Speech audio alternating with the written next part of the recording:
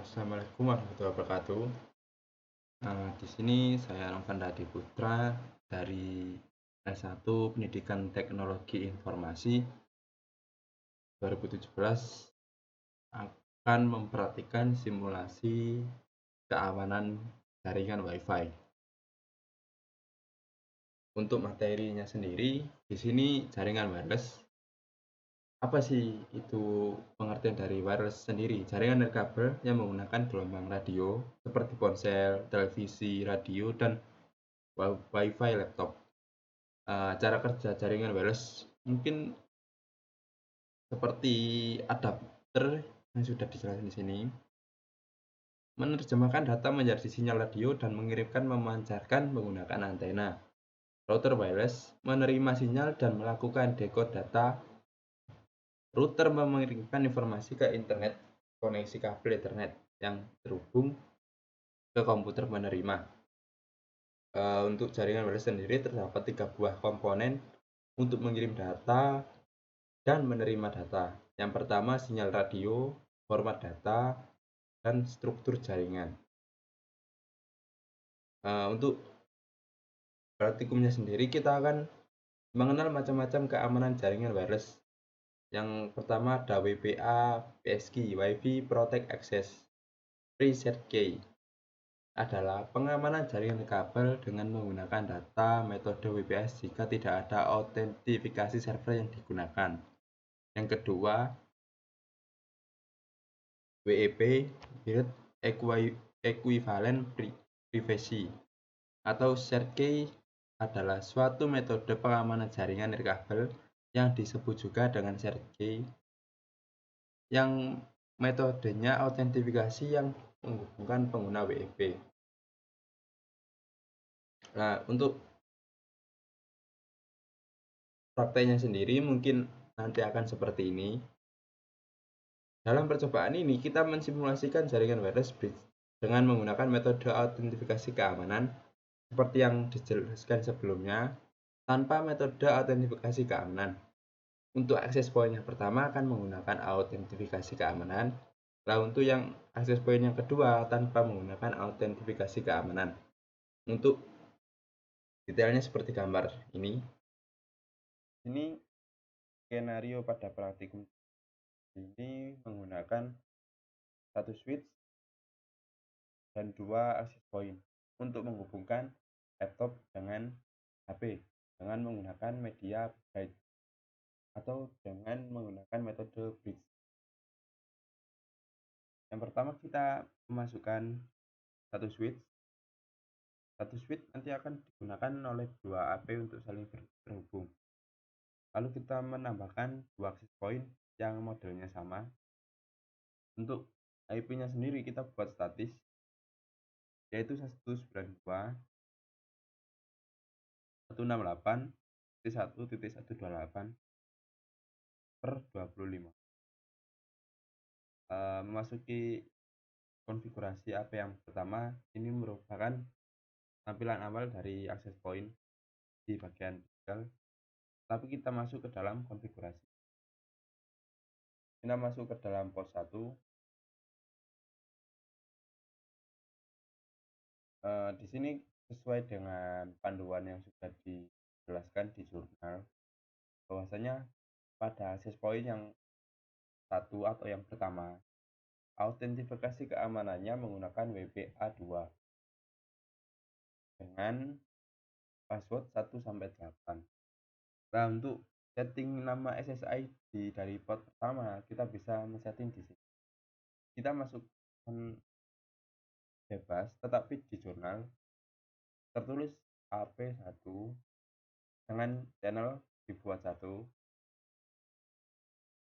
Lalu autentikasi WPA2 password 1-8. Seperti ini settingannya yang access point yang pertama. Lalu kita masuk ke dalam access point yang kedua. Sama seperti yang access point yang pertama, masuk ke dalam port 1 di bagian konfigurasi. Nah, untuk namanya juga sama, kita bisa buat sesuai dengan keinginan kita.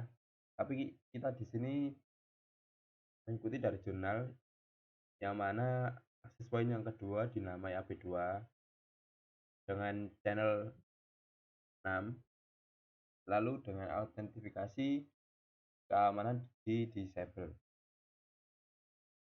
Seperti ini tampilan konfigurasi dari akses point yang kedua. Lalu kita melakukan konfigurasi di laptop.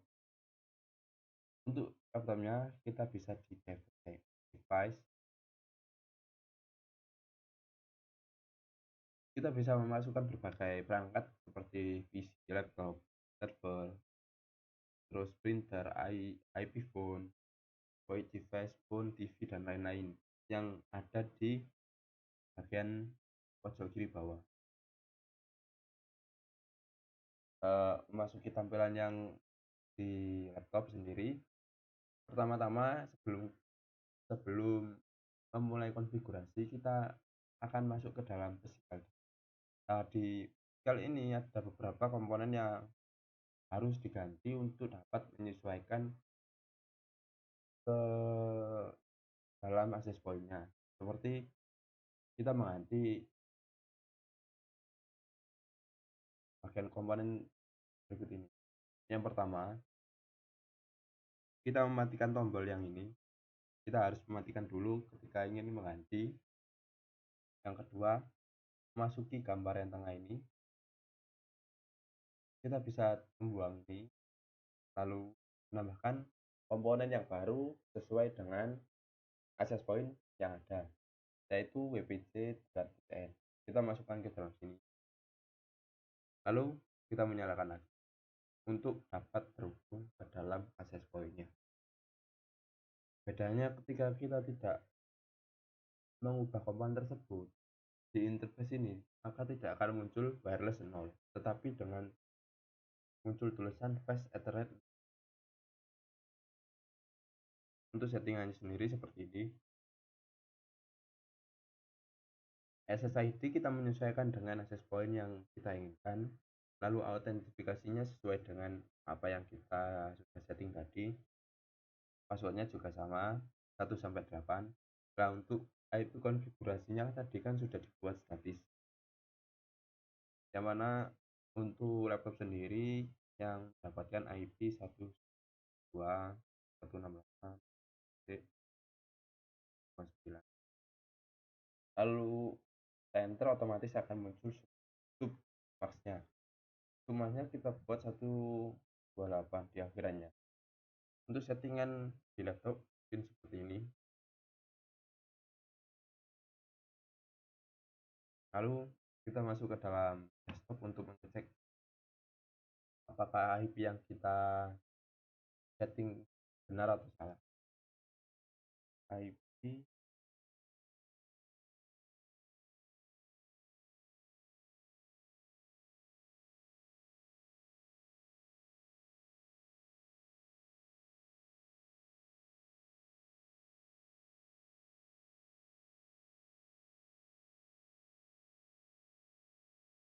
ini sudah benar, yang mana IP-nya sendiri 192.168.1.13.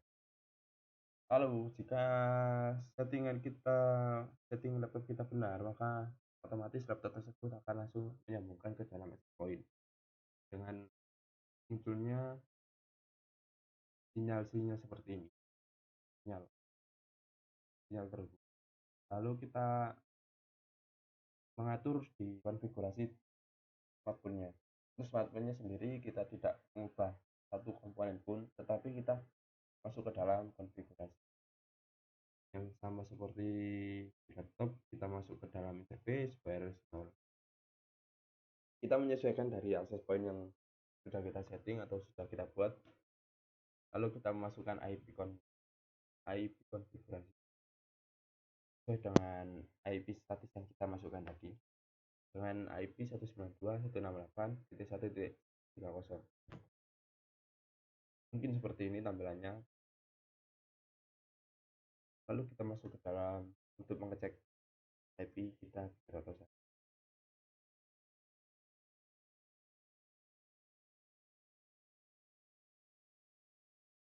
Untuk Yang terakhir, kita akan mengecek bagaimana laptop terhubung atau tidak dengan smartphone-nya. Kita masuk ke dalam laptop, lalu masuk ke desktop di Chrome. Di sini kita memasukkan ping atau IP dari smartphone yang sudah kita setting sebelumnya, yaitu 192.168.1. Nah, jika muncul ping dari ping IP smartphone, maka akan muncul hasil seperti ini. Jika tidak muncul, berarti kemungkinan ada kesalahan pada waktu kita men-setting IP dari smartphone atau dari laptop kita. Mungkin sekian dari saya. Terima kasih. Wassalamualaikum warahmatullahi wabarakatuh.